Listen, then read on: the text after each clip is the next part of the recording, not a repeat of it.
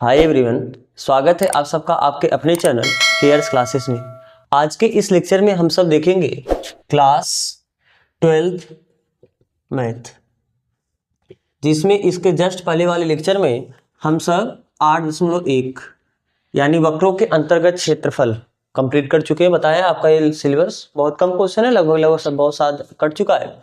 तो अब इसमें हम सब देखते हैं इसका विविध प्रश्नावली, यानी प्रश्नावली 8 पर विविध। तो सबसे पहले आप विविध का उदाहरण कर लेते हैं, 2 ही 3 उदाहरण भी हैं, फिर उसके बाद हम लोग क्या कर देंगे, विविध का क्वेश्चन कर लेंगे।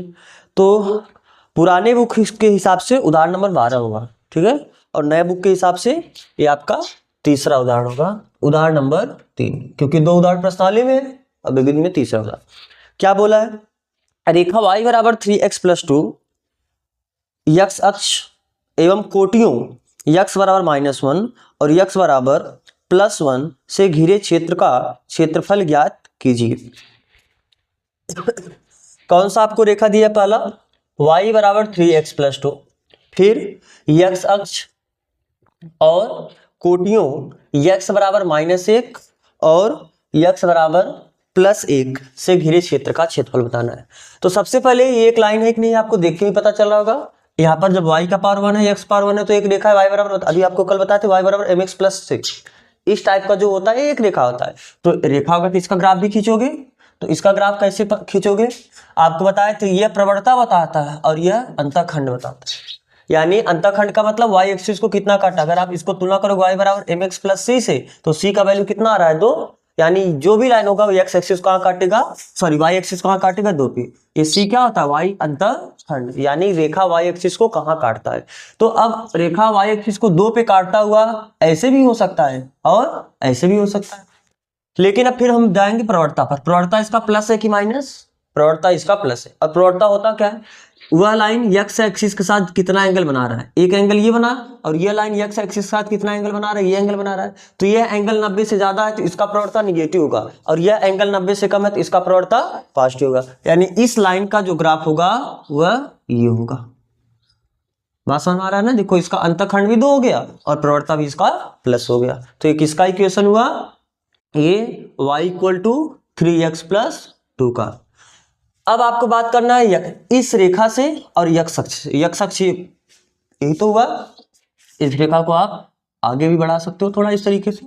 अब x बराबर -1, x बराबर -1 कहीं होगा, मान लेते हैं कि चलो x बराबर -1। अब पहले पता करो x बराबर -1 यहाँ है कि यहाँ है, कहाँ है, यहाँ पर भी हो सकता है, यहाँ पर भी हो सकता है, इधर भी x बराबर -1 हो सकता है। उसके लिए बस आप चेक कर लो कि यह रेखा x अक्ष को कहाँ पर काटा। अगर हमको यह बिंदु मिल जाए, जैसे मान लो अगर इसका निर्देशांक पता चल गया 5 है तो -5 है तो -1 कहीं यहीं पर होगा, और पता चला इसका निर्देशांक -0.5 है तो -1 फिर इधर कहीं होगा। तो पहले आप पता कर लो कि यह कौन सा बिंदु है। तो यह बिंदु कौन सा है, इस बिंदु पे x निर्देशांक y निर्देशांक कितना होगा, 0। यह रेखा x अक्ष को जहां काटेगा, क्योंकि अगर x अक्ष को काटा तो x अक्ष पर y निर्देशांक कितना होता है, 0। तो अगर इस समीकरण में y का वैल्यू 0 रखे तो x का वैल्यू मिल सकता है कि नहीं मिल सकता है। तो जब यहाँ पर आप y बराबर 0 रखोगे, केवल इसे रफली आपको चेक करना है, फेयर में नहीं, तो जब y बराबर 0 रखोगे तो 3x+2 आएगा, तो यहाँ से x बराबर कितना मिलेगा, -2/3, -2/3, यानी ये बिंदु कितना होगा, -2/3। तो बहुत आगे जाएगा तब तो ये रेखा, क्योंकि अगर -2/3 यहाँ पर है तो -1, क्योंकि -2/3 ये 1 से छोटा है ना 2/3, तो 1 और आगे बढ़ेगा, यानी कहीं न कहीं कुछ मान लेते हैं कि यहाँ पर होगा x बराबर -1। बात समझ में आ रहा है ना। क्या आपको ये बिंदु मैंने -2/3 कैसे लिखा समझ में आया, समझ में आया कि नहीं ये चीज, फिर से एक बार देख लो। यह रेखा x अक्ष को काटा, तो यह रेखा जहां x अक्ष को काटा यहीं पर तो x अक्ष को काटा, तो अगर ये यहां पर x अक्ष को काटा तो इस पॉइंट पर y निर्देशांक कितना होगा, 0, क्योंकि x अक्ष पर y निर्देशांक कितना होता है, 0। यहां पर y निर्देशांक 0 नहीं होगा, यहां पर y निर्देशांक 0 नहीं होगा, यहां पर x निर्देशांक 0 हो जाएगा, क्योंकि अब ये रेखा y अक्ष को काट दिया, तो जहां y अक्ष को काटे वहां पर x निर्देशांक कितना हो जाएगा, 0। तो हमें यहाँ पता करना था कि यहाँ पर, क्योंकि आपको बोला x बराबर -1, हमें पता नहीं x बराबर -1 कहाँ होगा, यहाँ होगा, यहाँ होगा, ये जहाँ काटा है उसके पहले होगा, जहाँ काटा होगा उसके बाद होगा, नहीं पता है। तो पहले हम पता कर लेते इस बिंदु का निर्देशांक, और इस बिंदु का निर्देशांक यहाँ पर y निर्देशांक कितना होगा 0, तो y का वैल्यू समीकरण में रख दिए 0, तो वहां से 75 करके किसका वैल्यू पता चल गया, x का। तो x वैल्यू कितना है, -2/2, यानी -2/3, तो यानी इस बिंदु का निर्देशांक x निर्देशांक -2/3 होगा। तो -1 तो और आगे बढ़ेगा, क्योंकि 2/3 1 से छोटा है, बात समझ में आ रहा है ना, तो -1 और आगे होगा। तो कहीं ना कहीं यहाँ पर ये आपका क्या होगा, x बराबर -1। अब ये तो अब x बराबर +1, ये तो आपको y एक्सिस पता है, x बराबर +1, कहीं अगर यहाँ मान लो -1 है तो मान लो यहाँ पर x बराबर क्या होगा, +1। बात समझ में आ रहा है। तो आपको यही पूछा है कि इस रेखा, ये जो रेखा है आपका, ये रेखा x अक्ष, x बराबर -1, x बराबर +1, इनसे घिरे क्षेत्र का क्षेत्रफल। तो इनसे घिरे क्षेत्र का क्षेत्रफल देखो, एक क्षेत्रफल तो इधर वाला होगा और एक पूरा क्षेत्रफल इधर वाला होगा। यही तो पूरा क्षेत्रफल हुआ। नाम दे दो कुछ, इसको चलो एक का देते हैं a, इस पॉइंट का, इस पॉइंट को b का देते हैं, इस पॉइंट को c का देते हैं, इस पॉइंट को d का देते हैं और इस पॉइंट को e का देते हैं। आपको मैंने थियरी में बताया था, इंट्रो वाले पार्ट बताया था कि अब देखो इधर का एरिया नेगेटिव मिलेगा इंटीग्रेशन के हिसाब से, क्योंकि आप एरिया निकालते कैसे हो, किसी भी वक्र के नीचे आने वाला एरिया उस वक्र का इंटीग्रेशन करके निकालते हो। तो जब इंटीग्रेशन करोगे तो इधर का प्लस मिलेगा और इधर का माइनस मिलेगा। तो हमें जब जो एरिया नीचे आएगा हम उसका मार्ट करके इंटीग्रेशन तो करेंगे, लेकिन इंटीग्रेशन करने के बाद उसका हम क्या लेंगे, मार लेंगे। तो यानी अभीष्ट क्षेत्रफल किसके बराबर होगा, ए बी सी का क्षेत्रफल। आप बोल सकते हो ऐसे, त्रिभुज ए बी सी का क्षेत्रफल, त्रिभुज ए बी सी का त्रिभुज बन रहा है कि नहीं बन रहा है, प्लस इस त्रिभुज का क्षेत्रफल यानी त्रिभुज सी डी ई का क्षेत्रफल। ठीक, बोल सकते हो नहीं बोल सकते हो। तो अब इसका यहां से यहां तक ध्यान से, यहां पर x वैल्यू -1 है और यहां पर x बराबर कितना है, -2/3 है। अगर आपको यहां से यहां तक का क्षेत्रफल निकालना है तो क्या करोगे, इंटीग्रेशन। क्षेत्रफल निकालने के लिए आप इंटीग्रेशन से जाते हो। तो इंटीग्रेशन कहां से कहां तक, -1 से -2/3 तक, किसका, y dx करें। और y dx क्यों करते हो, क्योंकि यहां पर आप जो स्ट्रिप डालोगे वो किस पे डालोगे, x एक्सिस है, x एक्सिस पे तो स्ट्रिप डाले हो।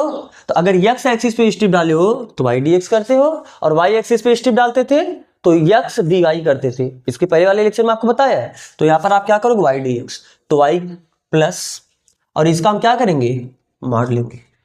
मार क्यों करेंगे, क्योंकि ये नीचे का एरिया है, तो नीचे का एरिया तो हमको इसका क्या करना पड़ेगा, मार लेना पड़ेगा। फिर सी डी ई का क्षेत्रफल, सी डी ई का क्षेत्रफल यानी ये तो क्षेत्रफल ऊपर ही है तो प्लस आएगा। तो इसके लिए आप सीधा कर दो क्या, इंटीग्रेशन -2/3 से कहां तक, 1 तक, -2/3 से 1 तक y dx। समझ में आया ये बात। आपको ये एरिया निकालने के लिए, ये एरिया कहां से, जब -1 से -2/3 तक चलोगे तभी तो ये एरिया मिलेगा, और जो भी ये एरिया आएगा उसका हमको क्या लेना है, मार्ड, क्योंकि नीचे निगेटिव आएगा, हमको एरिया कभी भी निगेटिव नहीं होता है। और ये एरिया पूरा बताने के लिए -2/3 से 1 तक चलना पड़ेगा। ठीक है, चलो। तो अब y का वैल्यू आपको निकालना पड़ेगा। पहले y का वैल्यू है कितना, 3x + 2। तो हम इंटीग्रेशन -1 से -2/3 तक y dx, और y का वैल्यू कितना है, 3x + 2 dx, और इसका हम क्या लेना है, मार्ट, प्लस इंटीग्रेशन -2/3 से 1 तक y का वैल्यू वही है 3x + 2 dx। तो बस आप इसे सॉल्व करो, मार्ट, इसका इंटीग्रेशन करो कितना आ जाएगा, 3x² 2, और 2 का इंटीग्रेशन करो कितना आ जाएगा, 2x, और लिमिट कितना रखना है इसका हमें, -1 से -2/3, प्लस इसका भी कितना आ जाएगा, 3x² 2, प्लस 2 का कितना आ जाएगा, 2x, और लिमिट कहां से कहां तक चलना है, -2/3 से 1। बस अपर लिमिट माइनस लोअर लिमिट करो। तो पहले अगर आपको ये जो कॉपी करना है तो आप इसे कॉपी करो, हम थोड़ा ऊपर मिटाते तो हमें स्पेस चाहिए, तो आप इधर कॉपी कर चुके होगे।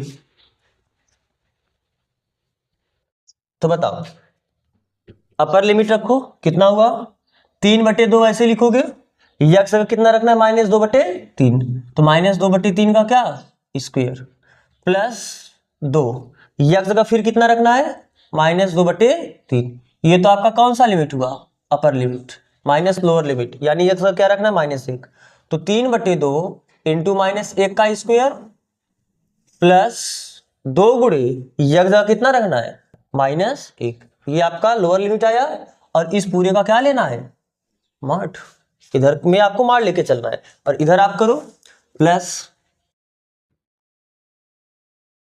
1 रखो, कितना हो जाएगा 3/2 1 का स्क्वायर प्लस 2 इंटू 1, ये अपर लिमिट हुआ।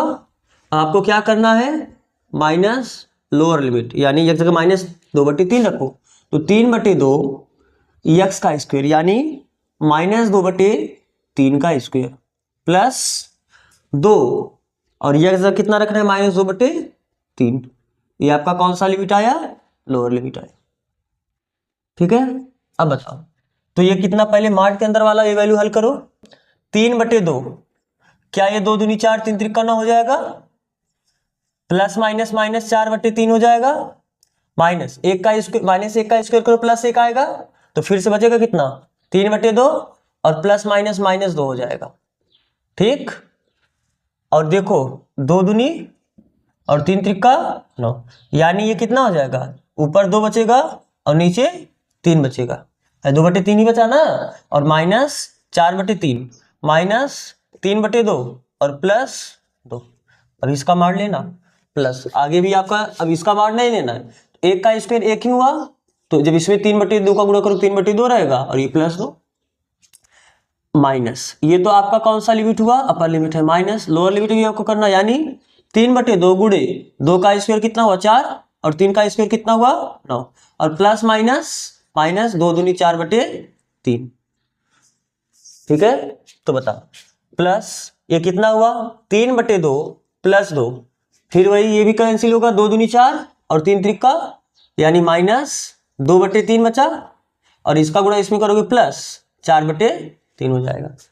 तो ये कितना हुआ देखो, यहाँ पर हर बराबर है, अंश घटा दोगे तो 2 में से 4 घटाओ कितना हो जाएगा -2/3 -3/2 प्लस 2, इसका क्या लेना है मॉड, प्लस इसमें 3/2 प्लस 2 हर बराबर है, अंश घटा दोगे, 4 में से 2 घटाओ कितना बचेगा +2/3।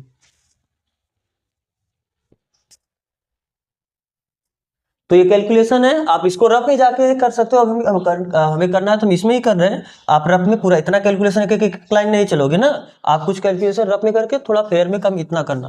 तो चलो बटे 1 करके लसा ले ले, इस पूरे का लसा लो कितना आ जाएगा 6, 3 का भाग दोगे 2 आएगा और 2 दूनी 4 माइनस 2 का भाग दो 3 आएगा, 3 त्रिका 9 प्लस 6 आएगा 6 दूनी 12 का मार लेना है, प्लस इसका भी लसा लोगे तो बटे कितना आ जाएगा, इसमें मार नहीं लेना। ठीक है, तो कितना आया 3 दूनी 6, 2 का भाग दोगे 3 आएगा, 3 त्रिका 9, फिर 6 आएगा 6 दूनी 12 और 3 दूनी 6 2 दूनी 4, तो कितना ये 9 4 13, अब 12 में से 13 घटा -1/6 आएगा, देखो माइनस आया है ना, और इसका में क्या लेना अभी मार्ट, प्लस ये कितना आ जाएगा 9 4 13 और 13 12 25/6, तो जब इसका मार लोगे तो 1/6 आएगा और ये 25/6 आएगा, यानी 26/6, तो 2 से कैंसिल कर सकते हो, 13 दूना 26 और मतलब 2 13 में 26 और 2 तिहाई 6, तो 13/3 इसका क्या हो गया क्षेत्रफल। समझ में आया कि नहीं ये क्वेश्चन, अगर आपको कॉपी करना है तो आप पहले इसे कॉपी कर लो, फिर हम बढ़ते हैं अगले क्वेश्चन के तरफ। अब अगला आपका पुराने बुक के हिसाब से उदाहरण नंबर जो 13 है वो है, और अपना नए सिलेबस के हिसाब से उदाहरण नंबर 4।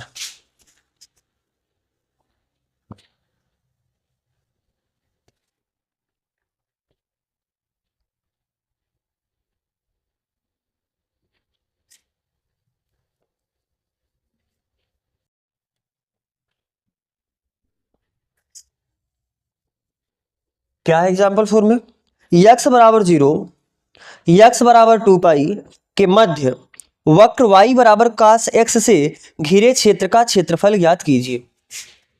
अब जिसका भी क्षेत्रफल पूछेगा आपको, यहाँ पर cos x से का पूछा, cos x का ग्राफ पता भी है ना आपको, साइन का ग्राफ यहाँ से स्टार्ट होके जाता है और cos का ग्राफ ऐसे यहाँ से स्टार्ट होते आगे जाता है।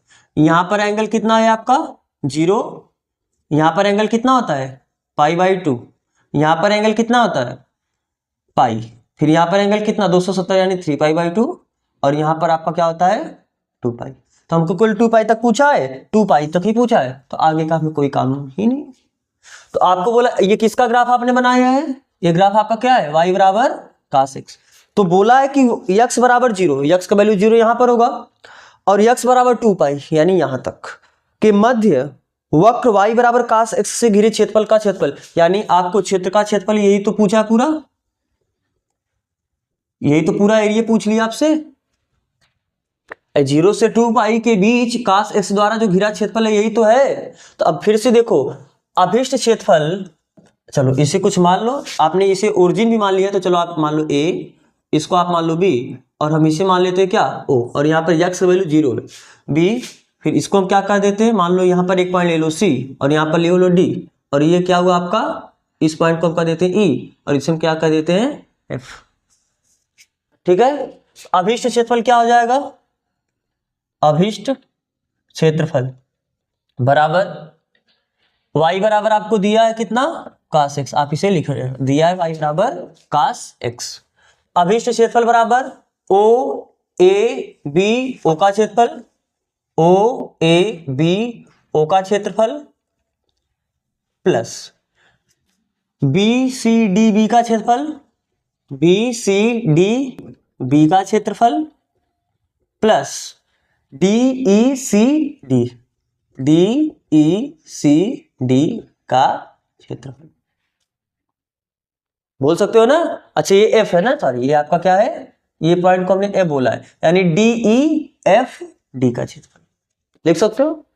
हमने ऐसा अलग अलग, क्योंकि ये क्षेत्रफल नेगेटिव मिलेगा, ये क्षेत्रफल आपको कैसा मिलेगा नेगेटिव, जब नेगेटिव मिलेगा तो हमको इसका इंटीग्रेशन करने के बाद मॉड लेना पड़ेगा। तो ठीक है बताओ ओ ए बी ओ का क्षेत्रफल कितना, ओ ए बी ओ का क्षेत्रफल निकालने के लिए हम सीधा इंटीग्रेशन y dx कर देंगे, क्योंकि यहां पर जो मेरा स्टेप चलने वाला है वो किस पे चलेगा, हम स्टेप किस पे लेंगे x एक्सिस पे, जब x, और यहां पर भी स्टेप जो डालेंगे x एक्सिस पे, यहां पर भी जो स्टेप लेंगे वो किस पे लेंगे x एक्सिस पे। तो जब आपका स्टेप x एक्सिस होता है तो वेरिएबल मतलब आप dx लेके चलते हो, तो फिर यहां पर क्या रहेगा भाई, लेकिन कहां से कहां तक 0 से पाई बाई 2, प्लस ये एरिया निकालने के लिए आपको मॉड करना पड़ेगा, और इंटीग्रेशन कहां से कहां तक पाई बाई 2 से 3 पाई बाई 2 किस y dx, प्लस ये एरिया निकालने के लिए आपको 3 पाई बाई 2 से कहां तक इंटीग्रेशन करना पड़ेगा, 3 पाई बाई 2 से 2 पाई तक ही तो इंटीग्रेशन करोगे, किसका, ऐसे लिख देते हैं y dx।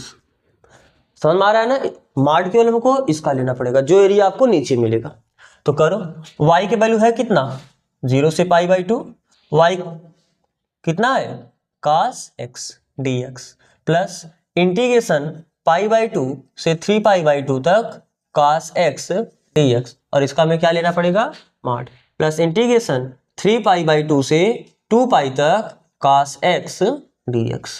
तो cos x का इंटीग्रेशन क्या होता है sin x, लिमिट कहां से कहां तक 0 से पाई बाई 2 तक, प्लस मॉड ये भी क्या हो जाएगा sin x, लिमिट कहां से कहां तक पाई बाई 2 से 3 पाई बाई 2 तक, प्लस cos x का इंटीग्रेशन ये कितना हुआ sin x, लिमिट कहां से कहां तक 3 पाई बाई 2 से 2 पाई तक। तो कितना हो जाएगा sin x का वैल्यू अपर लिमिट यानी sin pi by 2 minus sin 0, upper limit minus lower limit होगा, प्लस मॉड भी अपर लिमिट कितना है sin 3 pi by 2 minus lower limit कितना है sin pi by 2, upper limit कितना है sin 2 pi minus lower limit कितना है sin 3 पाई बाई 2। अब आपको ये सर्कल जब क्लास 11 में आपको बताया गया तो आपको ये बताया गया, ये सर्कल आप याद रखो, इसका रेडियस कितना है, एक रेडियस का सर्कल होता है, तो ये निर्देशांक कितना होता है 1 कामा 0 ना, x y एक्सिस पे x एक्सिस पे y का वैल्यू 0 होता है, इसका निर्देशांक कितना होता है 0 कामा 1, इसका निर्देशांक कितना होता है -1 कामा 0, और इसका निर्देशांक कितना होता है 0 का माइनस। जो x निर्देशांक है वो cos का वैल्यू बताता है, जो y निर्देशांक है वो sin का वैल्यू बताता है, y निर्देशांक क्या बताता है sin का वैल्यू। यहाँ पर इस एक्सिस पे एंगल कितना होता है 0, यहाँ पर एंगल कितना होता है पाई बाई 2, यहाँ पर एंगल कितना होता है पाई, यहाँ पर एंगल कितना होता है 3 पाई बाई 2, फिर यहाँ पर एंगल कितना हो जाता है 2 पाई, ये तो पता है। यानी साइन 0 का वैल्यू ये होगा जो y निर्देशांक होगा वो साइन का वैल्यू होता है। साइन पाई बाई 2 का वैल्यू ये होगा, साइन पाई का वैल्यू 0 होगा, और साइन 3 पाई बाई 2 का वैल्यू ये होगा, और साइन 2 पाई का वैल्यू फिर 0 होगा। तो बताओ, बस देख के बताना है यहाँ से। तो साइन पाई बाई 2 का वैल्यू तो आपको याद भी है 1, साइन 90 का वैल्यू 1 ही होता है। 0 का वैल्यू कितना होता है 0, ये तो ये हुआ, plus sign 3 pi by 2 minus 1 हो जाएगा, माइनस साइन पाई बाई 2 का वैल्यू कितना होता है 1 ही होता है, ठीक है, प्लस साइन 2 पाई का वैल्यू कितना होता है 0, माइनस साइन 3 पाई बाई 2 का वैल्यू कितना होता है -1। तो कितना, 1 में से 0 घटाओगे 1 ही आएगा, -1 -2 हुआ, और -2 का मार्ट करो केवल 2 आ जाएगा, और माइनस माइनस प्लस 1 होगा, तो 2 1 3 1 4, तो इसका क्षेत्रफल कितना आ गया 4। ठीक है, तो समझ में आया ना। आप ये वैल्यू, ये सर्कल भी याद रखना, पाई बाई 2, 3 पाई बाई 2, पाई और 2 पाई पे साइन और कास दोनों का वैल्यू बता सकते हो। और जब साइन और कास का वैल्यू पता है तो आप tan का भी बता सकते हो, जो चाहिए तो बता सकते हो। तो आप इसे कॉपी करो, फिर हम बढ़ते हैं अगले क्वेश्चन की तरफ। तो आपका बस 2 ही विद्युत था ना। अब आ जाओ इसके प्रश्नावली पे।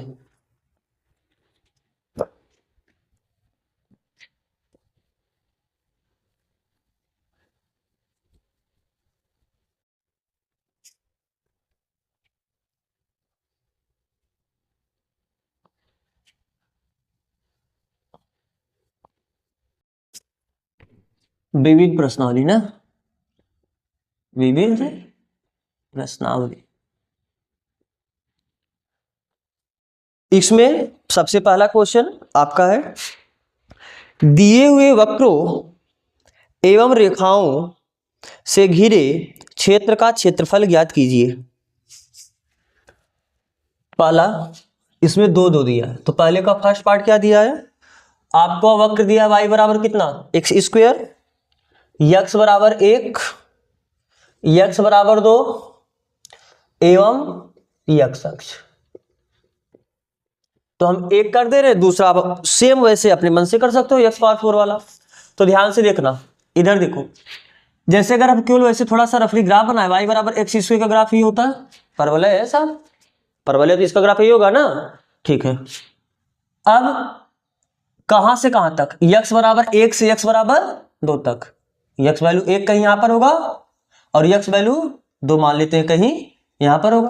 तो आपसे बोला इस वक्र के नीचे का x बराबर 1, x बराबर 2 और x अक्ष के बीच क्षेत्रफल, यही क्षेत्रफल पूछ लिया कि नहीं पूछ लिया, बोलो, यही तो क्षेत्रफल पूछा है। तो यानी अभिष्ट क्षेत्रफल, अभिष्ट क्षेत्रफल ये किसके बराबर हो जाएगा, आपको 1 से 2 तक क्या कर देना है, इंटीग्रेट कर देना है, किसे, y dx, क्योंकि जो स्टिप हम लेके चले वो किस पे लेके चलेंगे, स्टिप अपना x अक्ष पे। तो जब स्टिप अपना x अक्ष पे डालेंगे तो ये dx मानोगे तो y होगा, तो y dx ही होगा। तो बस y के वैल्यू आपको दिया है 1 से 2 तक, y की जगह क्या रखोगे, x स्क्वायर dx, तो x स्क्वायर का इंटीग्रेशन x पावर 3/3 1 से 2 तक, तो अपर लिमिट यानी 2 दूनी 4 दूनी 8/3 माइनस लोअर लिमिट 1/3, तो कितना आ जाएगा 7/3। और जब दूसरा क्वेश्चन करना होगा तो दूसरे क्वेश्चन में y की जगह आपको क्या रखना है, x पावर 4 रखना है, और लिमिट आपको कहां से चलना है 1 से 5 तक, तो कर लोगे ना। तो चलो अब इसका क्वेश्चन नंबर 2, और इसका जो दूसरा क्वेश्चन है वो पुराने बुक के हिसाब से चौथा क्वेश्चन है, ठीक है, पुराने बुक के हिसाब से चौथा क्वेश्चन, और लेकिन इसके हिसाब से ये दूसरा क्वेश्चन। तो एक काम करो, पहले आपको ये कॉपी करना था, आप इसे कॉपी करो, हम इरेज करके पूरा फिर से लगाते हैं दूसरा।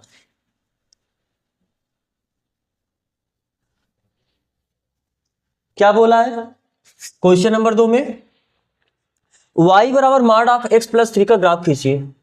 y बराबर मॉड x प्लस 3 का ग्राफ खींचना है, और क्या बोला है कि आपको इंटीग्रेशन करना है कहां से कहां तक, -6 से 0 तक mod of x plus 3 dx। इस क्वेश्चन में 2 पार्ट है, सबसे पहले आपको इसका ग्राफ खींचना है। तो जब आप इसका ग्राफ खींचोगे तो आपको पता है ना y बराबर मॉड x का ग्राफ जाता कैसे है, y बराबर मॉड x का ग्राफ पता है ना, ये होता है मॉडुलस का ग्राफ, यही होता है ना मॉड x का। हमको x प्लस 3 का ग्राफ खींचना है। अब आप ग्राफ 2 तरीके से, या तो कुछ पॉइंट लेके ग्राफ, मतलब पॉइंट लेके बनाओ और ग्राफ खींचो। कैसे, जैसे सबसे पहले यहां पर x वैल्यू आप 0 रखो, इसको इसे बाद में करो, समझो यहां पर थोड़ा। जब आप यहां पर x बराबर 0 रखोगे तो y बराबर कितना मिलेगा, 0+3 और 0+3 यानी 3 और 3 का मान कितना आएगा 3 आएगा। तो y बराबर कितना मिला, x का कुछ प्लस में वैल्यू रख लो, x का कुछ माइनस में वैल्यू रख लो। तो जब x कुछ प्लस वैल्यू जैसे x बराबर 1 रखोगे तो y बराबर कितना मिलेगा, 1 + 3 4 ही तो मिला।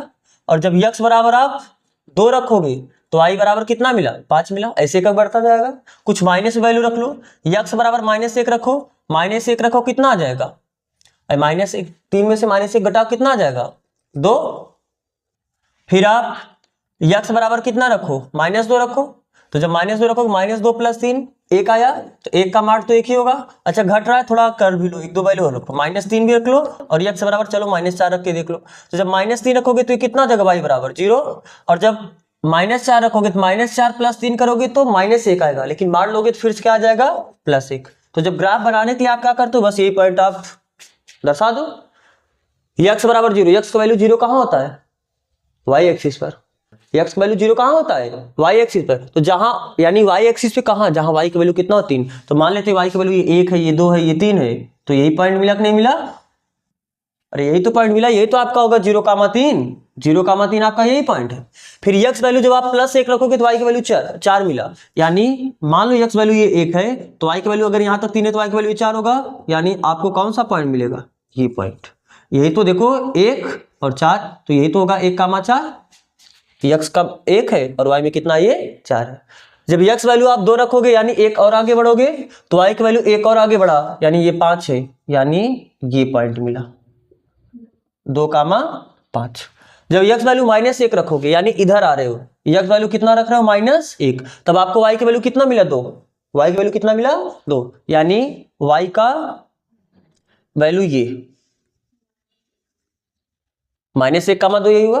फिर जब आप x वैल्यू -2 रखोगे तब y का वैल्यू कितना मिला 1, यानी कौन सा पॉइंट, ये पॉइंट। जब आप x वैल्यू -3 रखोगे तो y की वैल्यू कितना मिला 0, y की वैल्यू 0 मतलब x एक्सिस, y की वैल्यू 0 मतलब x एक्सिस, यानी यही पॉइंट मिला। अब बस यही इसी के आगे देखना, जब x वैल्यू -4 रखे हो तब y की वैल्यू कितना मिला, फिर +1, यानी ऊपर चलना स्टार्ट हुआ, यानी +1, यानी यही पॉइंट मिला कि नहीं मिला इस पे। तो ग्राफ कैसे, ये और फिर आगे ऐसे आपका ग्राफ बढ़ता जाएगा। यानी अगर हम फिगर फाइनली इसका फिगर बनाएं तो इसका ग्राफ कुछ इस तरीके से जाएगा। यहां पर कितना हो जाएगा वैल्यू, ये -3, यहां पर क्या होगा -2, फिर यहां पर क्या हुआ मान लो -1, ये तो आपका वैल्यू है ये, और फिर ऐसे -3 के बाद इधर आपका -4 -5 बढ़ता जाएगा। ये वैल्यू कितना होगा, कहाँ काटा है 3 पे काटा, यानी 1 ये 2 फिर मान लेते हैं ये 3, तो ये इसका क्या हो गया ग्राफ हो गया। समझ में आ रहा है ना।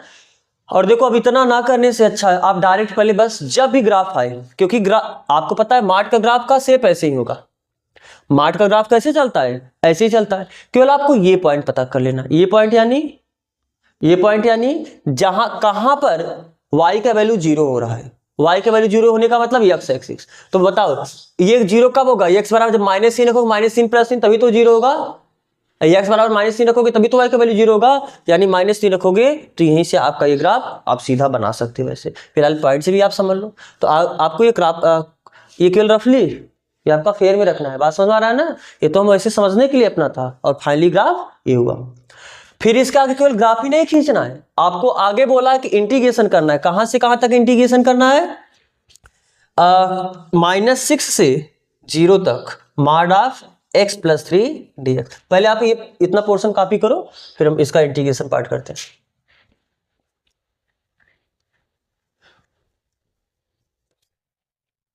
अब बताओ ऐसा इंटीग्रेशन आपने किया है कि नहीं किया है, निश्चित समाकलन के गुणधर्म में जब आपको -6 से 0 तक का इंटीग्रेशन करना हो और मॉड है, तो पहले आप पता करते हो कि अंदर का वैल्यू 0 कहां होता है, यही पता करते हो ना, क्योंकि मॉड जब अंदर का वैल्यू प्लस होगा तो प्लस से खुलेगा, जब माइनस होगा तो फिर वो माइनस से खुलता है। तो मॉड ऑफ x + 3 इसके अंदर जो है इसी को हम चलो मान लेते हैं क्या फंक्शन, तो यहाँ पर y बराबर आपका मॉड ऑफ fx टाइप है कि नहीं है, तो पहले आपको पता करना पड़ेगा अंदर वाला वैल्यू 0 कब होगा, यानी x + 3 0 कब होगा, तो x बराबर -3 पर, यानी मान लो यहाँ पर कहीं x बराबर -3 हुआ और हमें चलना कहाँ है, -6 से 0 तक। -6 कहीं इधर होगा और 0 कहीं इधर होगा। आपको पता है इधर आपका प्लस होता है, इधर आपका माइनस होता है, वरना वैल्यू आप रख के चेक कर लो ना।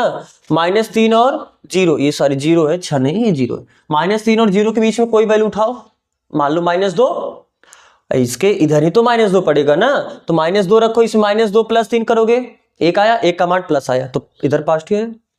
इधर कोई वैल्यू रख के चेक करो, तो इधर कोई वैल्यू -3 और -6 के बीच -4 आएगा, तो -4 + 3 करोगे, -1 आया, अंदर वाला वैल्यू निगेटिव है कि नहीं आया। हम केवल x + 3 का चेक करें, मॉड ऑफ x + 3 का भी नहीं चेक करें, हम किसको चेक करें, केवल x + 3 को। तो इसके इधर प्लस आया, इसके इधर माइनस आया, आप लिखोगे कि चूंकि अंतराल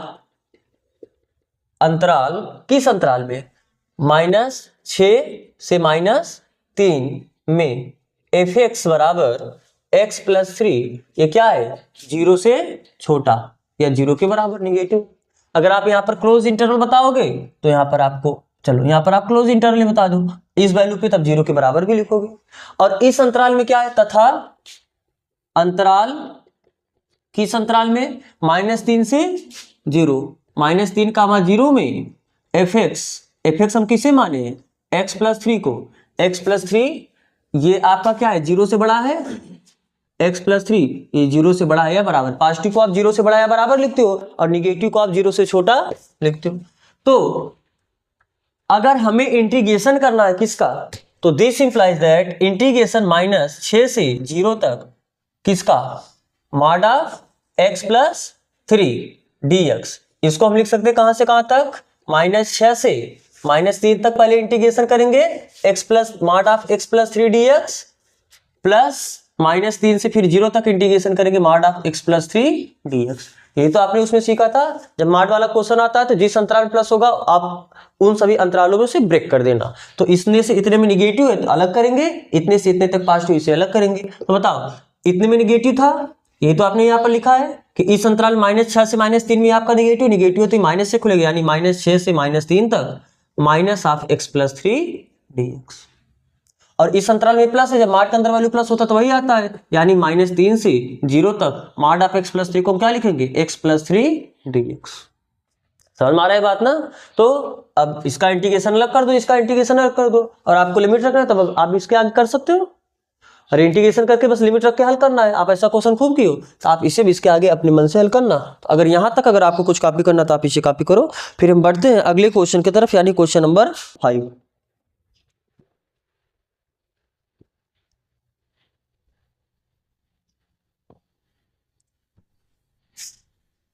क्वेश्चन नंबर 5, ये पुराने बुक के हिसाब से क्वेश्चन नंबर 5 है, नए बुक के हिसाब से आपका कौन सा क्वेश्चन है, क्वेश्चन नंबर 3 है। क्या बोला है, x = 0 एवं x = 2π तथा वक्र y = sin x से घिरे क्षेत्र का क्षेत्रफल। जैसे आपने cos x का किया सेम वैसे ये भी करना है। तो cos x का ग्राफ अलग था और sin x का ग्राफ जो होता है वो कुछ इस तरीके से होता है। यहाँ पर कितना होता है 0, यहाँ पर कितना होता है π/2, ये आपका है पाई, ये आपका है 3π/2 और फिर ये आपका क्या है 2π। तो आपको 0 से 2π तक के बीच में ये ग्राफ किसका, y = sin x का। तो ये पूरा एरिया, यानी यही एरिया तो पूछा आपसे, तो जितना एरिया प्लस आएगा उतना एरिया माइनस आएगा, तो टोटल एरिया कितना हो गया 0। लेकिन ऐसा नहीं करना है आपको, नेगेटिव एरिया को मॉड लेके चलना है, प्लस बताना है आपको, इतना एरिया प्लस इतना एरिया बताना है। बात समझ आ रहा है ना। तो अपने मन से कुछ पॉइंट ले लो, चलो इसे का देते हैं O, इस पॉइंट को देते हैं A, इसे का देते हैं B, इस पॉइंट को देते हैं C और इस पॉइंट को क्या कर देते हैं D। तो अभिष्ट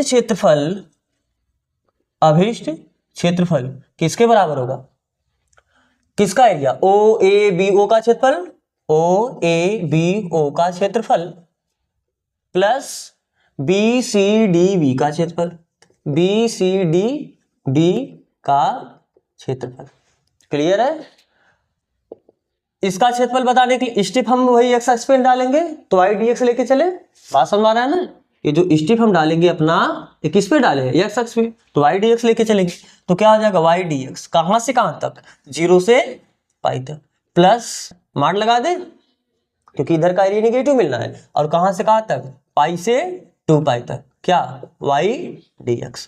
तो बताओ 0 से पाई तक y का वैल्यू है कितना, क्योंकि आपको दिया y बराबर क्या sin x, फंक्शन तो आपका साइन एक्स ही है ना साहब, तो y बराबर क्या हो जाएगा sine x D x plus in mod of integration कहाँ से कहाँ तक, पाई से 2 पाई, किसका y का वैल्यू रखो साइन एक्स डी एक्स। तो साइन एक्स का इंटीग्रेशन क्या होता है माइनस कास एक्स, 0 से कहाँ तक पाई तक, प्लस मॉड ऑफ ये भी कितना होगा माइनस कास एक्स, लिमिट कहाँ से कहाँ तक पाई से 2 पाई तक।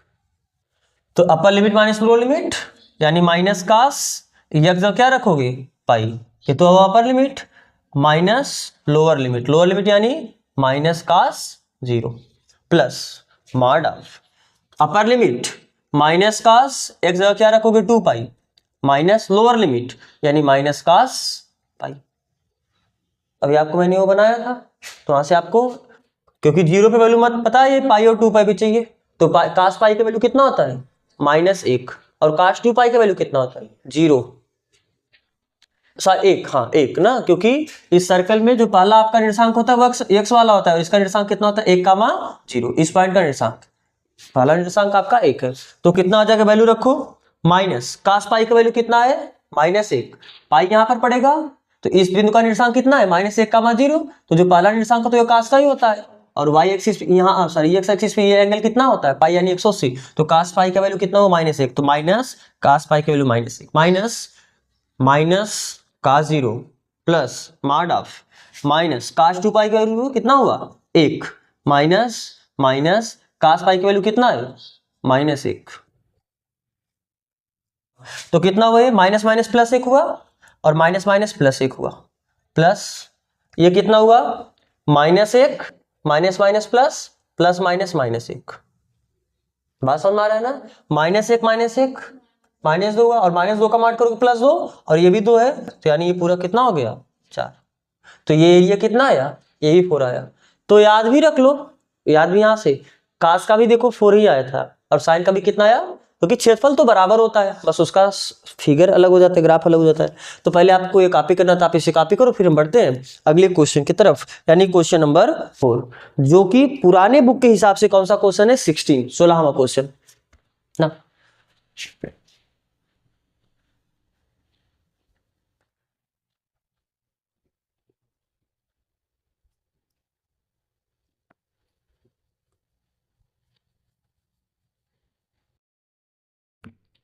क्वेश्चन नंबर कितना 4, क्या बोला है क्वेश्चन नंबर 4 में, वक्र y बराबर x³ x अक्ष एवं कोटियों x बराबर -2 x बराबर +1 से घिरे क्षेत्र का क्षेत्रफल। आपको पता होगा x³ का नहीं पता है ग्राफ तो बहुत दिक्कत वाली बात नहीं है, लेकिन जो x³ का ग्राफ होता है कुछ इस तरीके से होता है tan जैसा ना, तो बस ये क्या होता है कि ये थोड़ा ये tan में क्या होता है यही सिर्फ आपका पैरेलल होने लगता है y एक्सिस के, लेकिन ये क्या होता है आपका आगे ऐसे फैलते जाता है और ये भी आपका इस तरीके से आगे ये फैलता जाता है।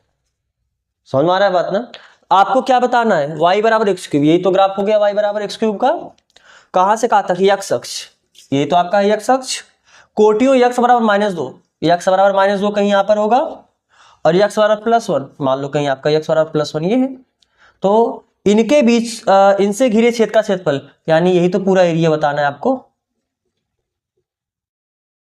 यही एरिया बताना है। तो अगर आपने ग्राफ बता लिया तो आपका और आसान हो जाएगा, कैसे आप बस पॉइंट का नाम दे दो, चलो इसको बोल ये बताइए x बराबर कितना था -1, तो इस पॉइंट को बोलो a, इसको आप बोलो b, इसको आप बोल दो c, इसे आप बोल दो d और इसे आप बोल दो e, तो यानी अभीष्ट क्षेत्रफल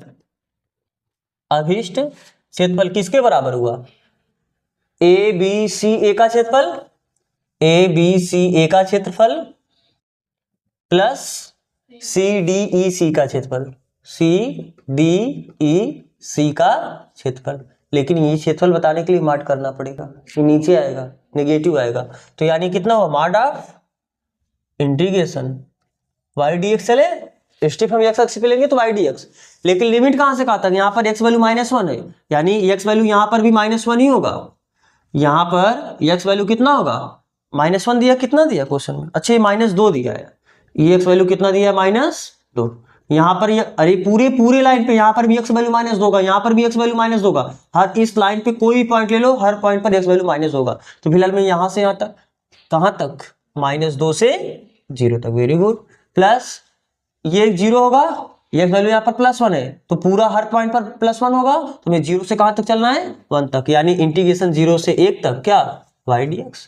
बस y का वैल्यू रखो, y बराबर आपको दिया कितना है, x3, तो कितना जग माड ऑफ इंटीग्रेशन -2 से 0 तक x3 dx का माड प्लस इंटीग्रेशन 0 से 1 तक x3 dx, तो कितना हो जाएगा x⁴/4, कहां से कहां तक लिमिट, -2 से 0 तक, और इसका क्या करना है मॉड, प्लस x⁴/4 कहां से कहां तक, 0 से 1 तक।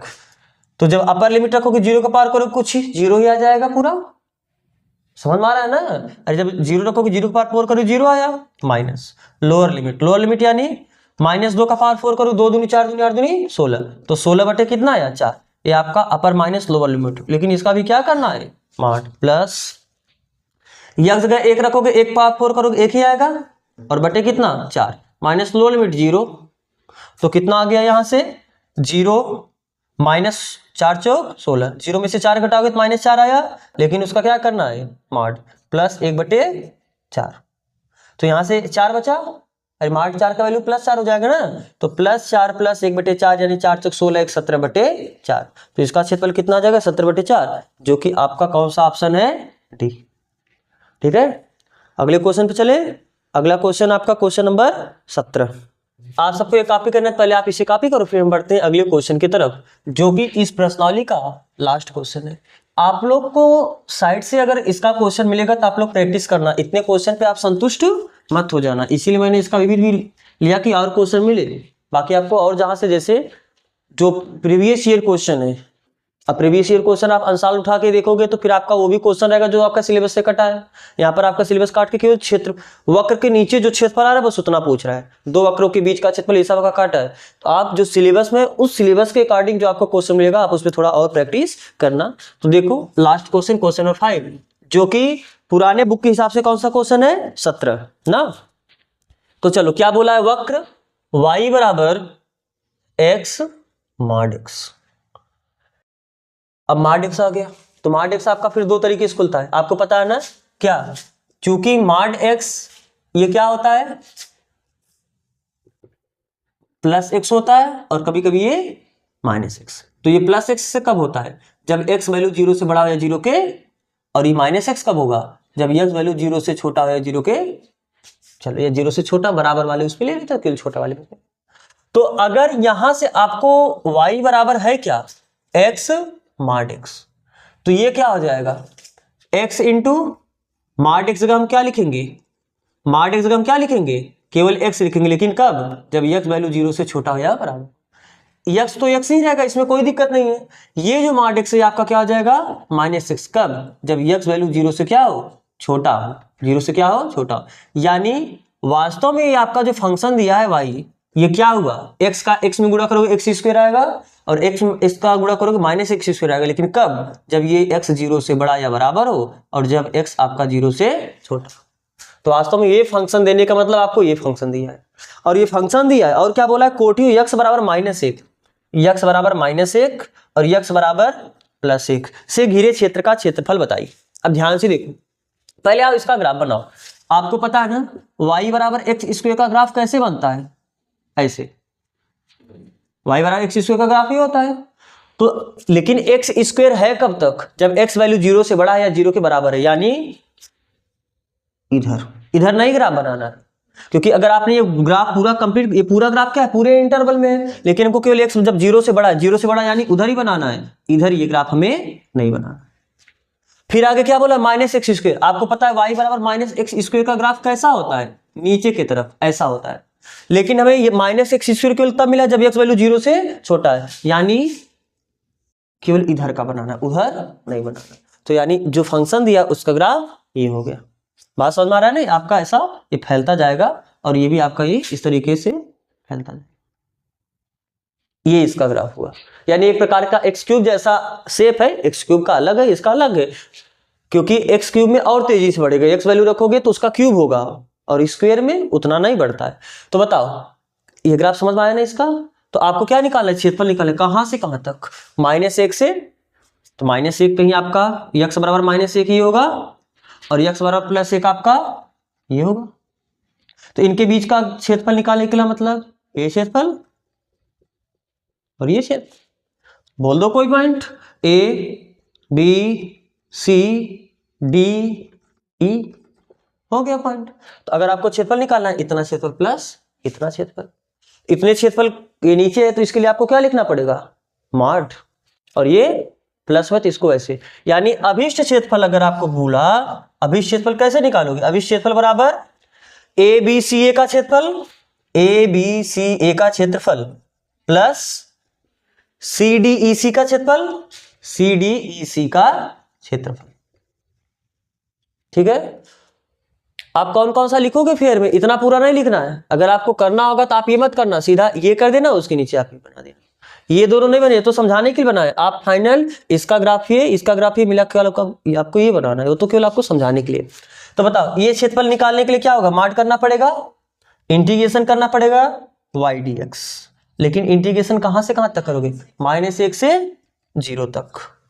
ये -1 है ना, x बराबर ये क्या है आपका -1 से 0 तक प्लस 0 से 1 तक, 0 से 1 तक y dx। और y की वैल्यू आपको दिया क्या है, अब यहीं पर गलती करना, ध्यान से देखो, y का वैल्यू आपको x² है और y की वैल्यू क्या है -x²। कब है, जब फंक्शन 0 से छोटा है। तो यहां पर देखो आपका फंक्शन 0 से छोटा है, -1 से 0 के बीच में 0 से छोटा ही होगा ना, इस केस में y की वैल्यू आपको -x² लिखना है, यानी ये mod of -x integration -x² dx आया, -1 से 0 तक प्लस यहां पर 0 से 1 यानी आगे बढ़ा है, तो आगे के लिए फंक्शन का डिफिनीशन x² दिया है, यानी यहां पर आपको y की जगह क्या रखना है x² dx, 0 से 1। बात समझ में आया, नहीं समझ में आया, इधर -x² आप y की जगह लोगे और उधर +x² आप y की जगह लोगे।